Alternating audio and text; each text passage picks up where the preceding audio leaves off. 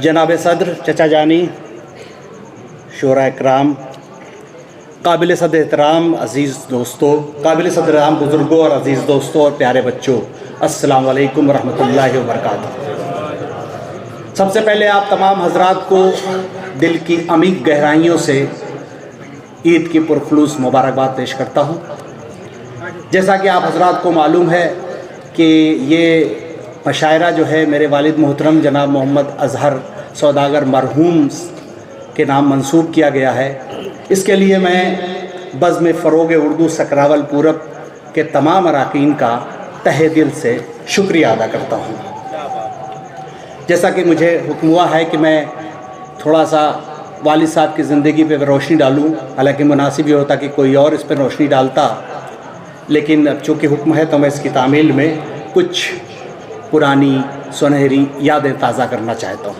मैं ज़्यादा वक्त नहीं लूँगा। मैं जानता हूँ कि इतनी खूबसूरत महफ़िल यहाँ पे शोरा इकराम की सजी हुई है, उनके बीच में मुखल हूँ, लेकिन मैं चंद बातें आपको अर्ज़ करना चाहता हूँ, अपना फ़र्ज़ समझता हूँ। बस थोड़ी देर के लिए अपनी पूरी तवज्जो मेरी तरफ मरकूज़ रखें, इंशाअल्लाह आपको कुछ बातें ज़रूर अच्छी मिलेगी।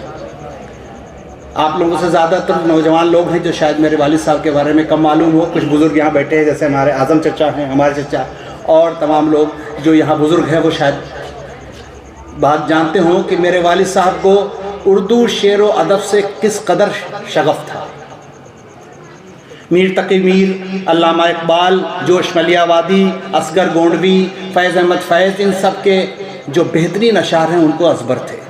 मिर्ज़ा गालिब के तो आधे से ज़्यादा दीवान उनको ज़बानी याद था। कभी कभी मैं इसका मुशाहिदा कर चुका हूँ कि जो लोग उर्दू से BA या MA करते थे, वो मिर्ज़ा गालिब के मुश्किल अशार उनसे समझने, उनकी तशरीह के लिए आते थे। मुझे यकीन है कि आज उनकी रूह को एक अजीब सी तस्कीन मिल रही होगी कि उनको उस महफ़िल में याद किया जा रहा है, उनका ज़िक्र हो रहा है जो उनकी सबसे पसंदीदा महफ़िल हुआ करती थी, महफ़िल मुशायरा।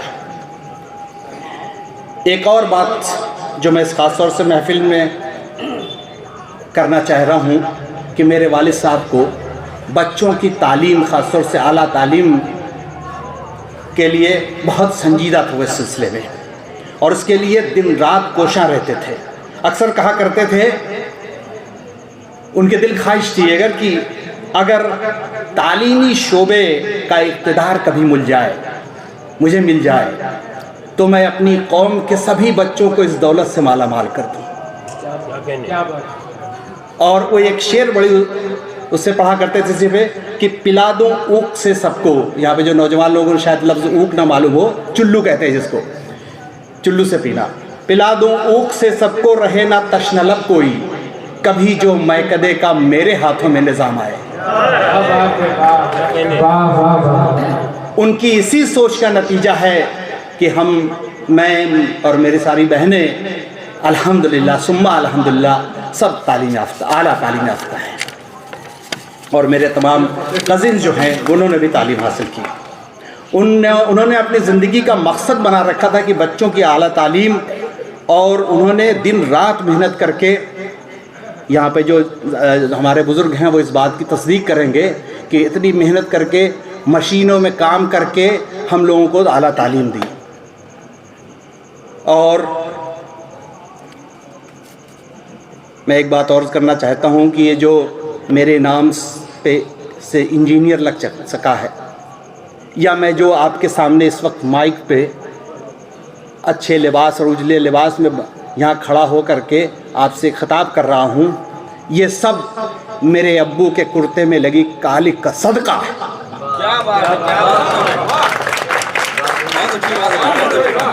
मैं माफ़ी चाहूँगा, मैं थोड़ा जज्बाती हो गया था दोस्तों। अब इससे ज़्यादा मैं कुछ और नहीं अर्ज़ करूँगा। आइए मुशायरे में चलते हैं, मुशायरे की महफ़िल में चलते हैं। छोटी सी एक चंद बातें कि मुशायरा जो है ये पुराने ज़मानों में एक तहज़ीब की वो महफ़िल हुआ करती थी कि माएँ अपने बच्चों को भेजती थीं कि जाओ बेटा आज उस स्कूल में सीखने जाना है जहाँ बस्ता नहीं ले जाना पड़ता। आज का मुशायरा थोड़ा मुख्तलिफ है, लेकिन पहले ऐसे ही अदबी मुशायरे हुआ करते थे।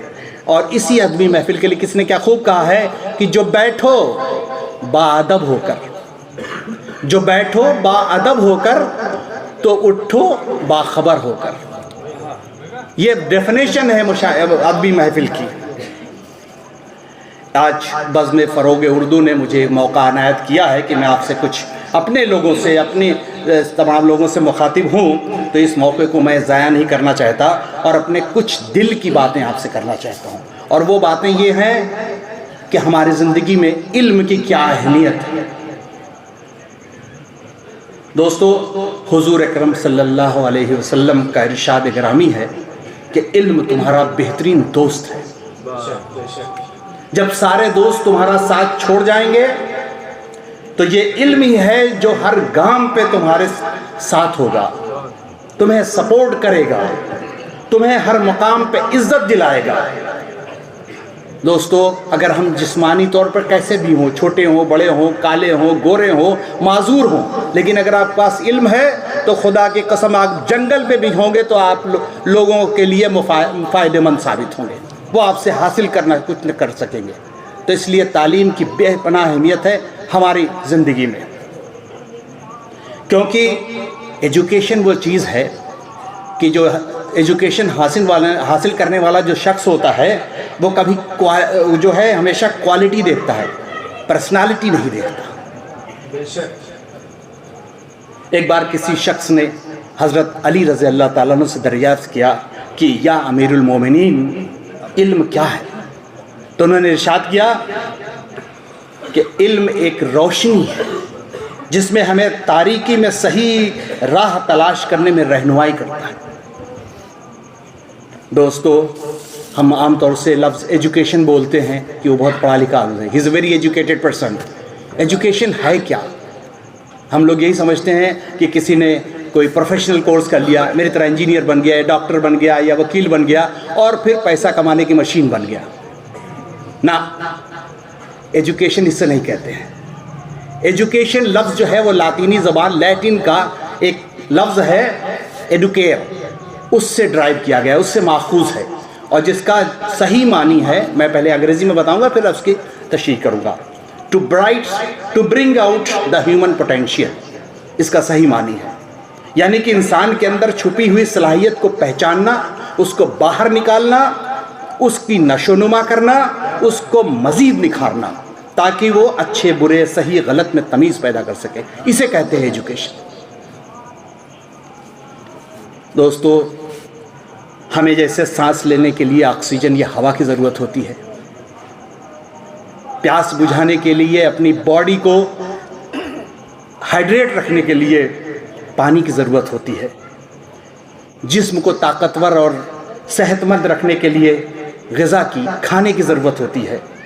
बिल्कुल उसी तरह समाज में सर उठाकर पुरवकार अंदाज में ज़िंदा रहने के लिए तालीम की ज़रूरत होती है, इल्म की ज़रूरत होती है।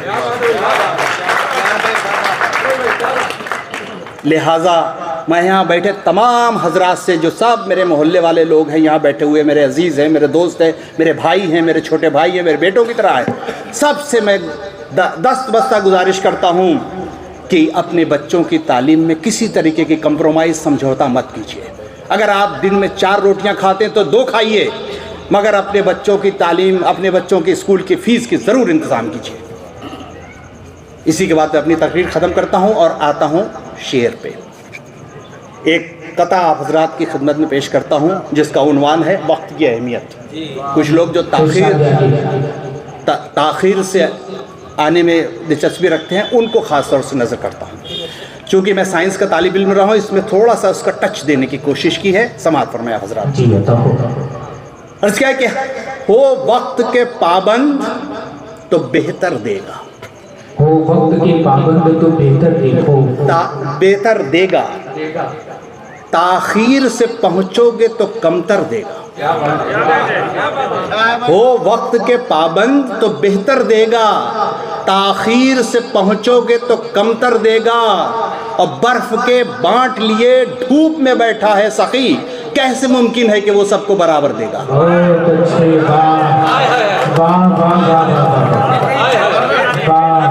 बर्फ़ के बांट लिए धूप में बैठा है सखी, कैसे मुमकिन है कि वो सबको बराबर देगा। दोस्तों, ایک بہت زیادہ وقت میں لوں گا، بہت شعراء حضرات یہاں پہ ہیں، ایک مطلع و 2-3 شعر۔ آج کل ہمارے پورے ملک میں جھوٹ کا بڑا بول بالا ہے، جو سب سے زیادہ جھوٹ بولے وہ سب سے اعلیٰ ہے، ٹھیک ہے؟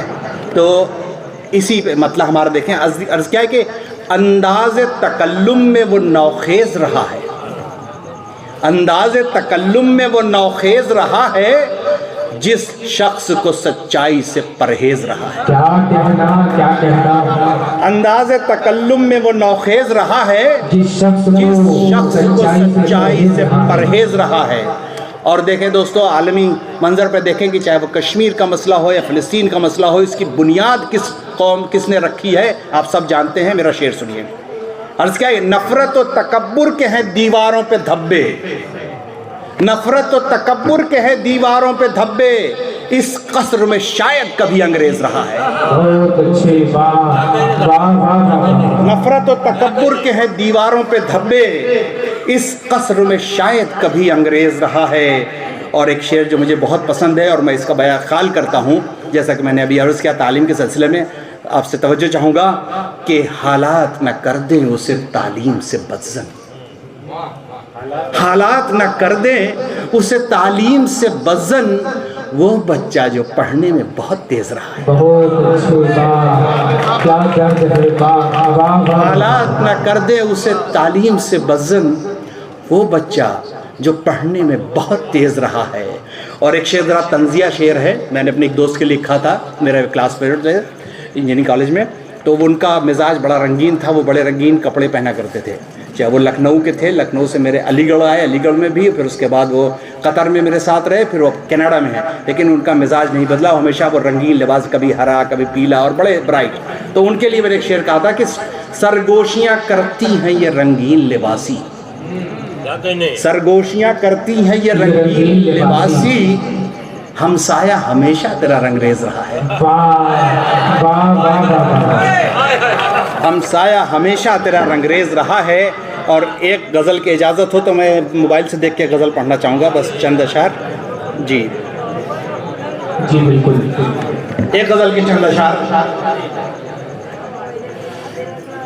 عرض کیا ہے کہ کوئی زخمی نہ ہو تم سے ذرا سا دور ہو جانا، کوئی زخمی نہ ہو تم سے ذرا سا دور ہو جانا، کوئی زخمی نہ ہو تم سے ذرا سا دور ہو جانا، کبھی شیشے کی مانند تم جو چکنا چور ہو جانا۔ کیا کہنا کوئی زخمی نہ ہو تم سے ذرا سا دور ہو جانا، کبھی شیشے کی مانند تم جو چکنا چور ہو جانا، اور میری سچی عقیدت کا صلہ اس سے بڑھ کر کیا، میری سچی عقیدت کا صلہ ہے اس سے بڑھ کر کیا، میرا گمنام ہو جانا تیرا مشہور ہو جانا، میرا گمنام ہو جانا تیرا مشہور ہو جانا، اور تیری برق تجلی سے کیا ہے حال یہ دل کا، تیری برق تجلی نے کیا ہے حال یہ دل کا، سلگنا اس طرح سینے میں گویا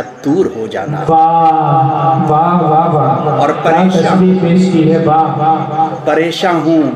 میرے کچھ خاص دوست، بے تکلف قسم کے دوست ہیں، ان کی نظر ہے یہ شعر، وہ پیچھے بیٹھے ہیں غالباً، سماعت فرمائے آپ تمام حضرات کہ پریشان ہوں بہت دیکھا ہے جب سے خواب میں میں نے، پریشان ہوں بہت دیکھا ہے جب سے خواب میں میں نے، میرے معشوق کا جنت میں جا کے حور ہو جاتا،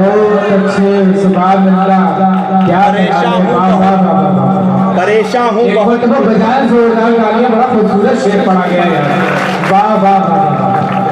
پریشان ہوں بہت دیکھا ہے جب سے خواب میں میں نے، میرے معشوق کا جنت میں جا کے حور ہو جانا۔ اور ایک تھوڑا سا فلسفہ اس شعر میں دیکھیں گے کہ یہ تقلیدی ذہن والوں کا شاید مسئلہ یہ ہے، یہ تقلیدی ذہن والوں کا شاید مسئلہ یہ ہے، سمجھ آنے سے پہلے عقل کا معذور ہو جانا۔ کیا کہنا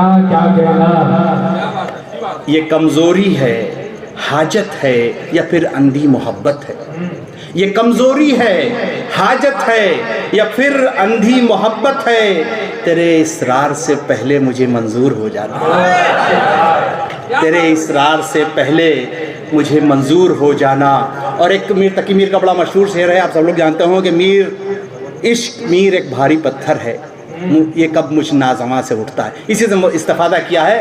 اور وہ بچے جو ابھی جوانی کی دہلیز پہ پہلا قدم رکھنے والے ہیں، ان کو مشورہ ہے اس میں شعر میں۔ جی عطا ہو۔ ہاں، شعر سماعت فرمائیں کہ میرے اسرار سے پہلے، تیرے اسرار سے پہلے مجھے منظور ہو جانا، ابھی تم مت اٹھانا عشق کا پتھر میرے بچوں، ابھی تم مت اٹھانا عشق کا پتھر میرے بچوں، یہ کوشش جم کے کرنا جب جمع بھرپور ہو۔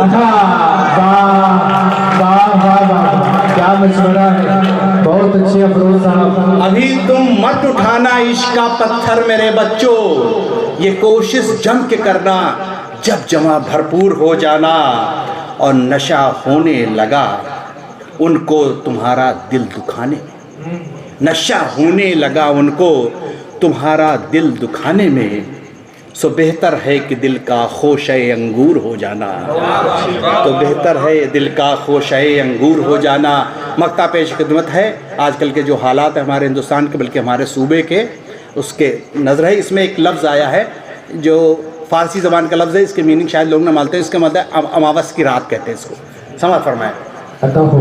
کوئی حیرت نہیں افروز اب اس شہر ظلمت میں، کوئی حیرت نہیں افروز اب اس شہر ظلمت میں، اندھیرا اس قدر بڑھنا شب دیجور ہو جانا، اندھیرا اس قدر بڑھنا شب دیجور ہو جانا، کوئی زخمی نہ ہو تم سے ذرا سا دور ہو جانا، کبھی شیشے کی مانند تم جو چکنا چور ہو جانا۔ بہت بہت شکریہ آپ دوستو، آپ حضرات کا مجھے برداشت کرنے کے لیے۔